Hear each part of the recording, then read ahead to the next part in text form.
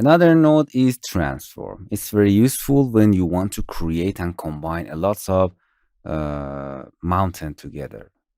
Transform. You can simply scale, rotate, and change the position of your mountain. For example, I insert a mountain. As I said before, it's very mountain, simple mountain. This is our mountain. For rotating that, you can connect the output of that to the input of the transform. It means transform the mountain for me. Now here you can uniformly if you want, or you can change in X, and Y, or I want to uniformly change its scale.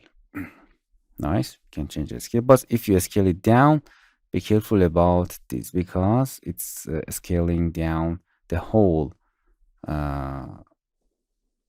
object. For correcting these issues, we can use the zero border that I explained in next lesson. It's zeroing its border. It's melting the border to make a better tile or something like this. You can rotate it. You can activate a mirror. It means, for example, scale it down. As you can see, it's mirroring the edges for you. For example, it's exactly mirror here from this axis. It's mirroring to this part for creating, for example, a tile or anything that you want. It's mirroring the edge. If you want, you can use it, or you can change the position. We use it a lot.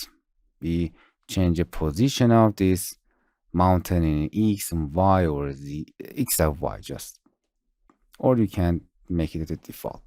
So it's very simple. You can change the scale, rotation, and the position to transfer. Hello my friends, to continue these tutorials on YouTube, subscribe us, like us, and hit the bell icon.